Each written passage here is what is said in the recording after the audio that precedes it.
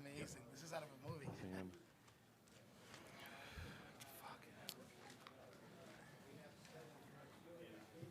Sammy, Gustavo, and Javier are going to sit here. Sit right on this side. Oh, man. Just can't believe it.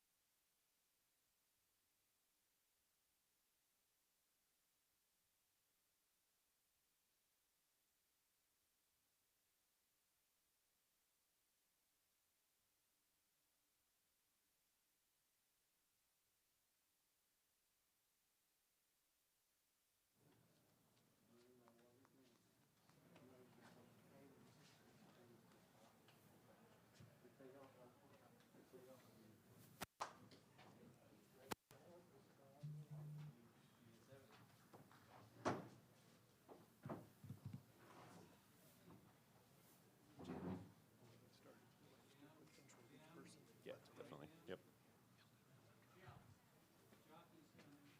All right.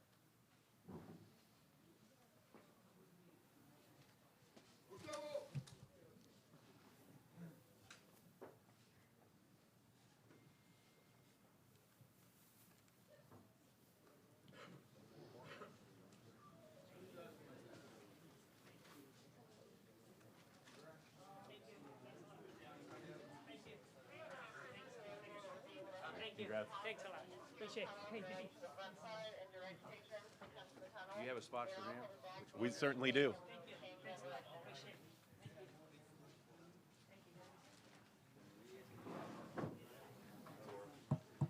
we know if the elder Gustavo is close? Yeah, I think they're trying to find. He's wearing a white coat. Oh, all right. I think I should just go ahead. I think so. All right. See, so. All right, ladies and gentlemen, the winner of Kentucky Derby 149 is, of course, Mage, and we are very pleased right now to be joined by some of the winning connections. Starting at the far end, we have Sam Hertzberg, part of the ownership group. We have Ramiro Restrepo. Ramiro helped to pick out the horse and make the purchase.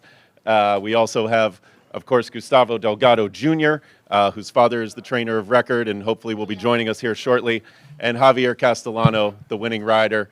Gentlemen, congratulations to you all. I think I would like to start with Javier.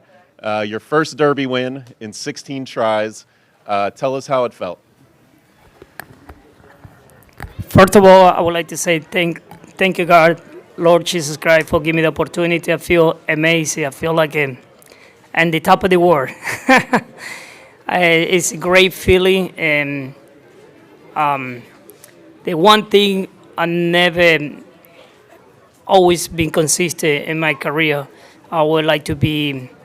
I never give up. I mean, sometimes you feel embarrassed a little bit when you been tried so many times and you don't see the result. Sometimes you go down a little bit, but I didn't give up. I always try to be positive and try to find the right horse to be participate in the biggest races in the world. It's amazing when somebody they believe in you and they trust you and you put your hand and yourself, and I think that's one thing I always been grateful for all the team, Delgado team and Mr. Herbert. He gave me the opportunity to ride a horse, and I never forget that phone call I did it to him and Gustavo and all team, Ramiro, and give me the opportunity to ride a horse in the biggest race in the world, basically. And when I was in the jockey room and NBC put 0 for 15, Javier Castellano. And that moment, it gave me so much inspiration myself.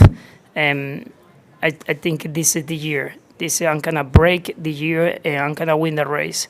I feel a lot of confidence in myself. I've been describing the race. I've been dreaming the race for many years. I only need a little opportunity to get it done, and I'm glad I did it. And Javier, if you would humor us, can you just take us through the race in as much detail as you can recall? Well, we have a plan. I believe the horse tended to doesn't break a little bit out of the gate for any reason.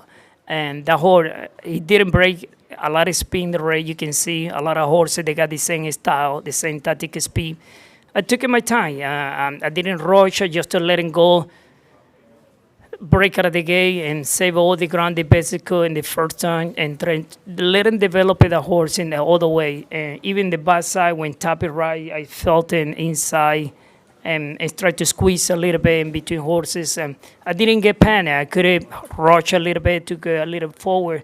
I took my time with him because the way he ran the Florida Derby, it was a very, very impressive horse. He showed he got a lot of potential. He can do anything you can do.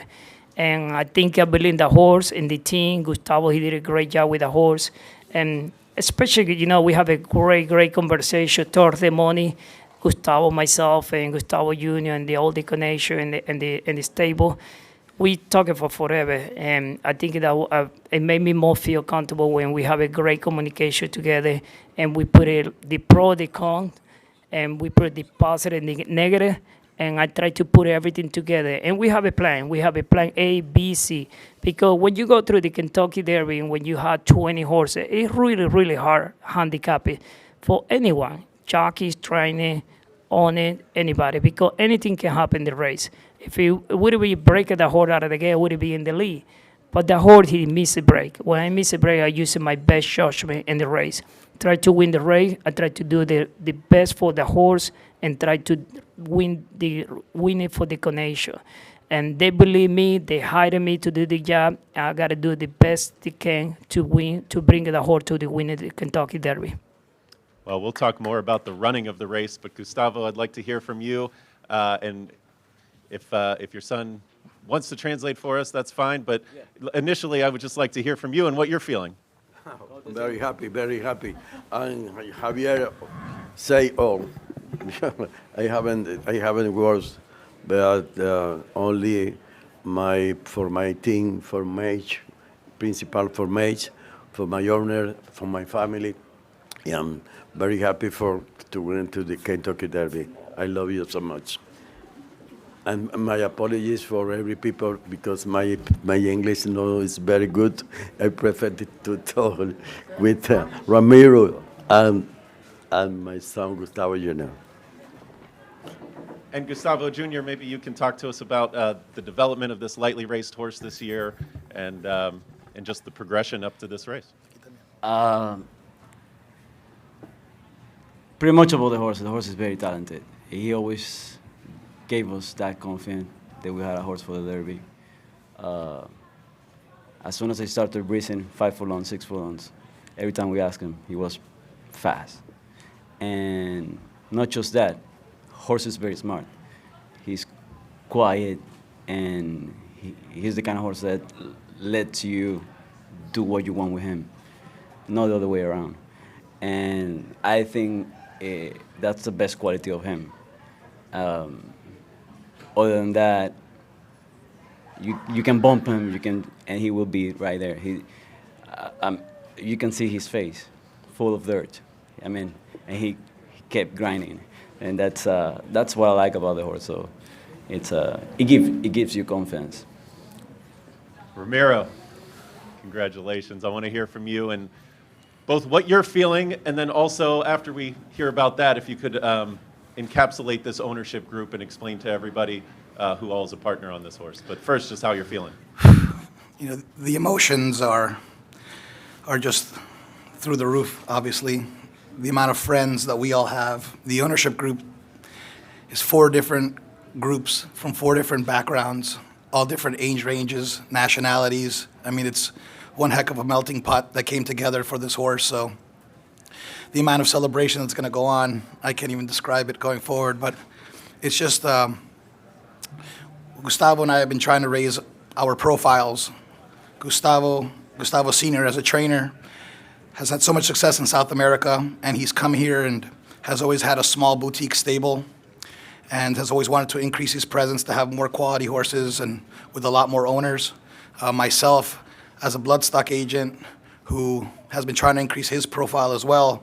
We kind of combined forces 3 years ago to start buying horses domestically and internationally and try to invest a little money and use the relationships that I have here to bring in people that are willing to have the faith to go forward with us and take the swing.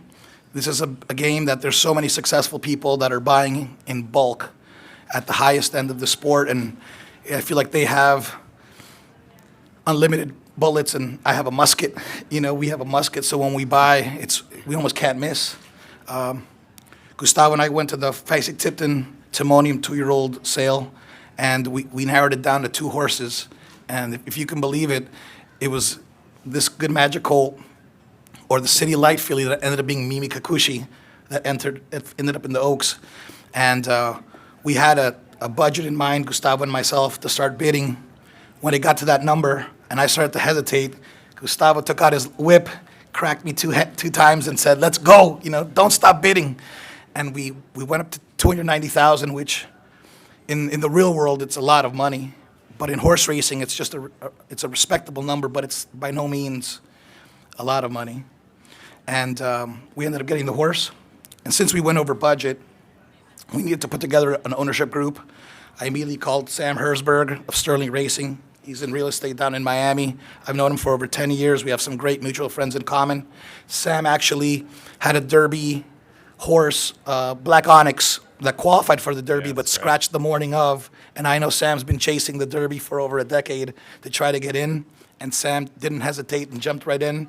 And then I had met Chase Chamberlain and Brian Dockstader of Commonwealth, who are an exciting young ownership group. They have a piece of country grammar and have won some high-profile races. They're very excited, and they have a huge micro-share company that has a lot of fans and micro-investors that are super passionate, and it's a great platform.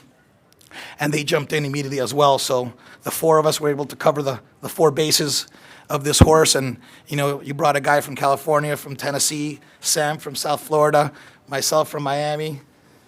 I call him the Big Puma. If you look at him, he looks like a puma with his white mane, and Puma Junior. And the Pumas, and we came together, and brother, here we are. Well, now let's get some questions from the room. Who wants to start it off? Dave Grenning, if you could introduce yourself and tell us your outlet, please. Hi, how you doing, guys? Congratulations. David Grenning, Daily Racing Forum. This is for the Delgados, if you would. A couple of years ago, you had a horse, Caracaro, who almost got to the Derby, but he got injured and couldn't make it. So I was wondering, with that in mind and seeing Forte come out, could you empathize with them, first of all? And secondly, your thoughts when Forte came out, being that you were second to him twice, or once? Well, we faced Forte a couple of times in Florida. There's no doubt his talent. We respected the horse a lot coming to this race. At the end of the day, I think the horse is going to be fine from what I've been hearing. We'll face him down the road. I mean, we lost a horse at the beginning of the week. He's not coming back. I forgot the name of the horse. The one that passed. So, yeah. So that's when I really feel like there's no chance. Forte, hopefully, is going to be fine, and we'll face him later again. So with Caracaro, did you have those can't make it in here? Did you think he would have been even second and fifth along? Yeah, correct. And especially going to the Derby, he gave us pretty much like this horse. He was getting better with races, lightly raced as well. Caracaro, very talented. There's a big difference soundness-wise. The other horse, I mean, we always were like working against issues that he had. But with this horse, it's a totally different thing. For Junior. This is Tom Padula. For Junior, could you talk about how much the Derby was on your father's mind when he left Venezuela to train in South Florida? Well, I think my dad, with the success of Cañonero II, as you know, Venezuelan connections that won the Derby, he grew up in a generation where everybody was talking about it, and he always felt like he was that he could accomplish that, and he always. I remember when I was a kid, because he would, when he was successful down in Venezuela, he would always tell me, one day we should go to the States and try and win one of those races. And it came to that point when he won it all down in Venezuela and the Caribbean, because they have races where they get together.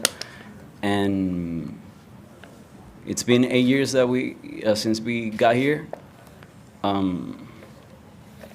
This is the fourth time that we qualify with a horse for the Derby.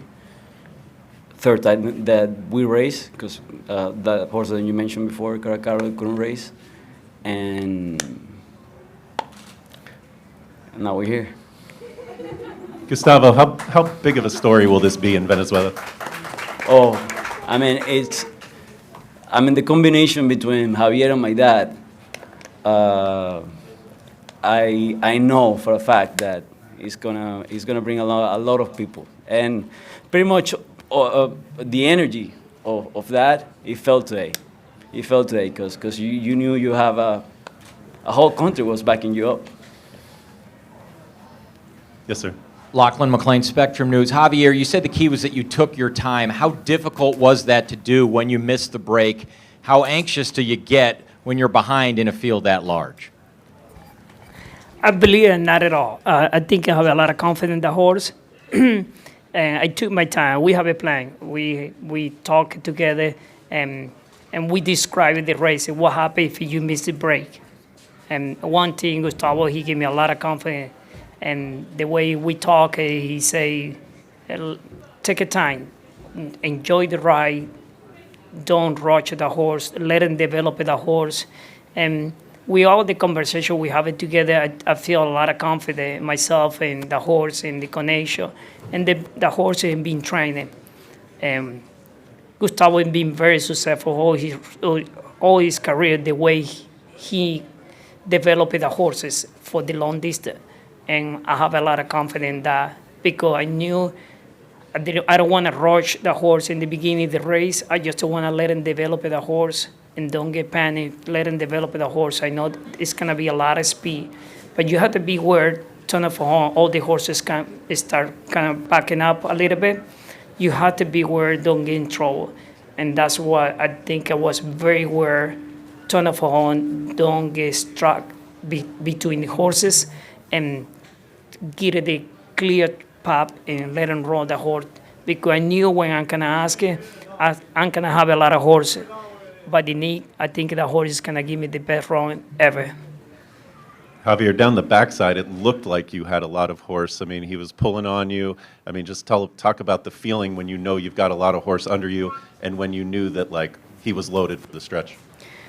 Yeah, absolutely. It's a great feeling when you're on the backside. The horse, he pull, he grab the big, he follow the other horse. He grab you in the better spot, and you feel like you the pilot. You have to control the horse the best you can. Don't lose your energy. You have to wait for turn off a horn and let it save all the best you can.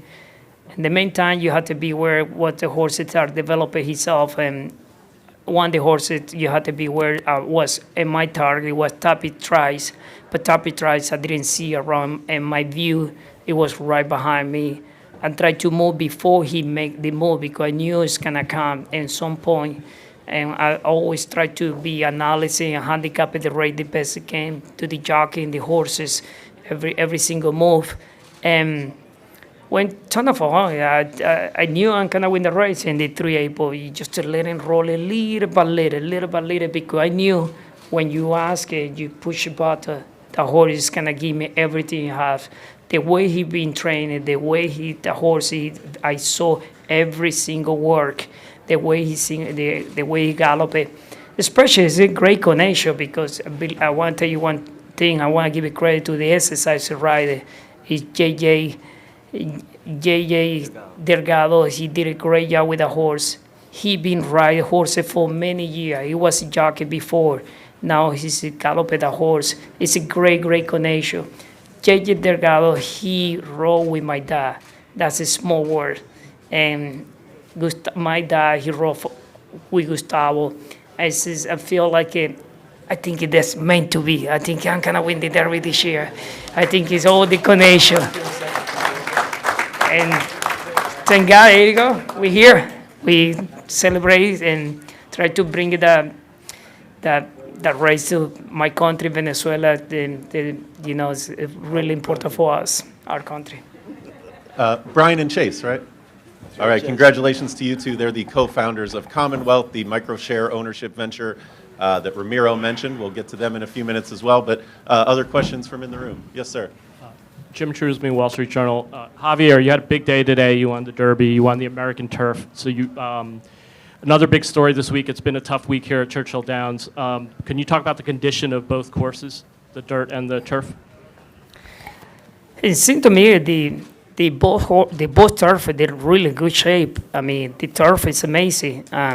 All the horses they run good and being very fair. I think I give a lot of credit to Churchill Downs. They've been taking the track and the horses and being team happy horse races. Unfortunately, this weekend a lot of horses was going on. I don't know the horses. Unfortunately, they go through to tough time, especially this weekend. But nothing to do with the track. I think the track's in great condition. I won one grade one race early in the grass and the turf. It's a great condition, nice, very smooth. Horses come from behind, horses speed. I mean, it's very fair for every single one as well. In the dirt too, I run the dirt with Yorichira, and the horses come from behind too. I mean, it's been pretty fair, very fragile, good fragile track. It's in great, great condition. Claire Galafaro with the Associated Press. Given the number of horses that died this week, were you at all hesitant to race Mage today? And do you worry about whether this could hurt the sport of racing? Go ahead. It's a very difficult subject, when it's, especially in the climate of 2023, we are very sensitive and to these unfortunate instances. All I can say is we do our best to take care of our horses. We treat them better than we treat our children. And we had full confidence in the soundness of our horse. We trained them all. He's been training here for 2 weeks and actually has been flourishing over this racetrack. He's come back super sound, and the state veterinarians were checking him regularly per all the other horses as well. And our horse is the only one that I can speak about completely was thriving on this course. As far as the tragedies that occurred, it's a very difficult subject to touch upon, and I'm sure there's going to be some investigations done as to the reasons behind that, and hopefully that provides a few more answers. But all we can do is just focus on ourselves and our barn and the top care that we give our horses, and how well they responded to it while you're here, because we don't only just have Mage here, we have 2 other horses as well that have been training over this course and will be running here in the next couple of weeks as well, and they've all been taken to the course just fine. Yes, sir. C.L. Brown with the Courier-Journal. This question is for Gustavo Jr. You mentioned writing a note to yourself about winning a year ago, about winning the Derby this year. What kind of gave you the confidence to feel like you guys were that close in attaining it? Yeah, well, that's a personal subject, but pretty much yes. I came to a point where I starting to believing in pretty much in myself, and that we were as capable as anybody to win big things. And so since for certain period now we are thinking big, acting big, and expecting big things to happen. And here we are.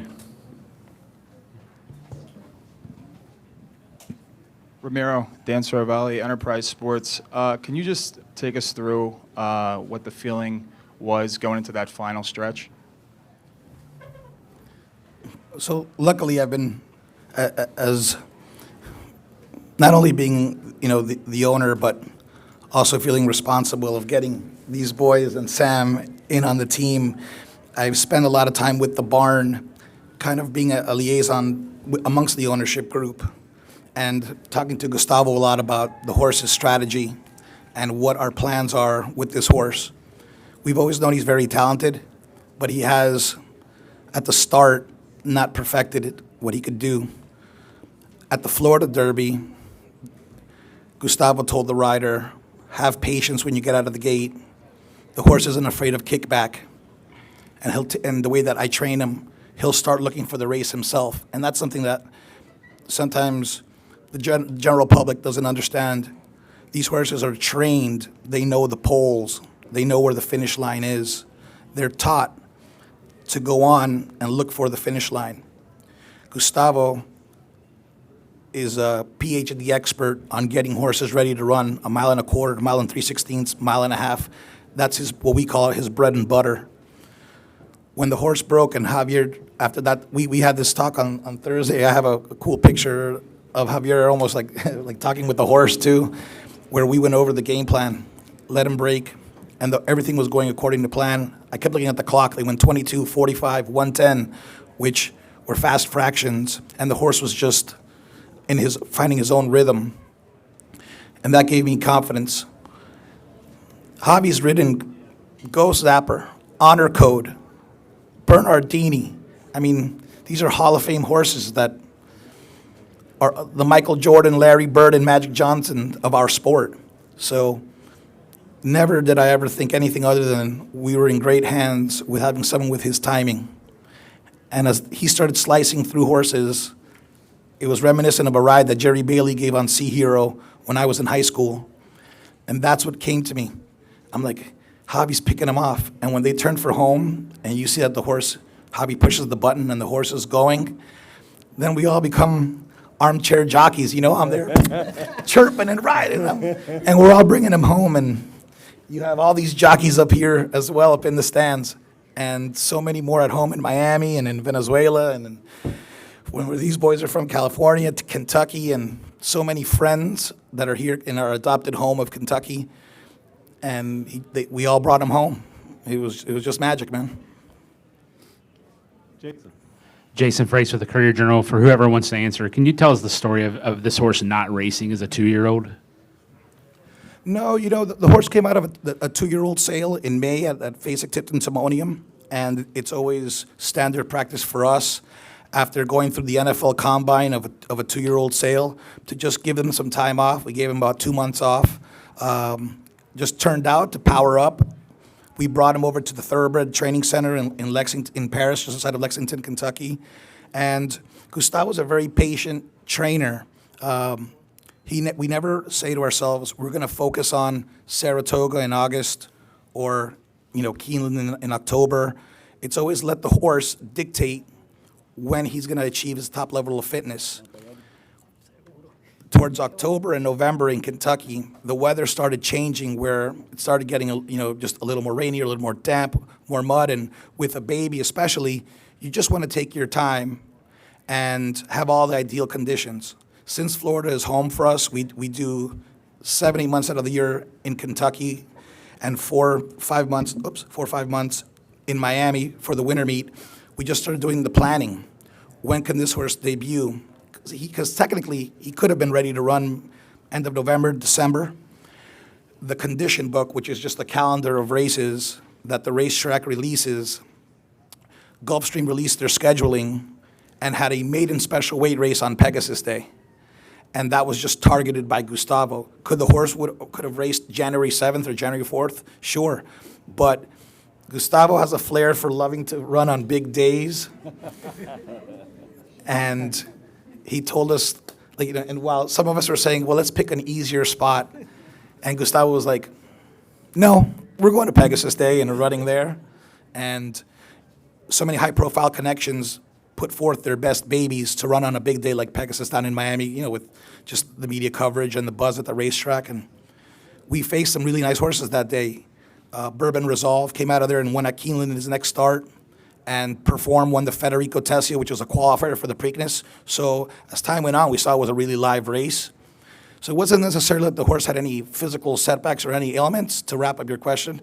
It's just that Gustavo was a patient guy and, you know, let the horse take him there little by little. Obviously, the move to Kentucky to Miami was another little just reset of time. But when he saw the Pegasus race on that day at the end of January, he just called it. That's where I'm going, and that's where we ran. Sam, we haven't heard from you, and you look like a very satisfied man right now with your mint julep sitting in front of you. What have you been feeling in the last half hour, 45 minutes? Well, ecstasy. I mean, for me, this is like 10 years ago. I had a horse named Black Onyx, and you know, came to the Derby, and we were feeling really good. And then he twisted his ankle the day before, and we had a scratch. And I don't have to tell you how depressed you get when something like that happens. This is the Derby, you know. Some people, I don't care who you are, never make it to the Derby. Here, you know, I had a little barn, you know, So it's been 10 years, and Ramiro calls me. I'm in California. He says, I just bought a horse. He goes at the Mid-Atlantic sale. I think he's the best good magic in the country. And he said, yeah, I'll take 125%, you know. And to come back here 10 years later and not only get in the Derby, but win the Derby. I don't know what to say. It's just magical, like the name Mage. You know, Gustavo. I mean, Ramiro for an hour. We were on the phone thinking of a name, you know.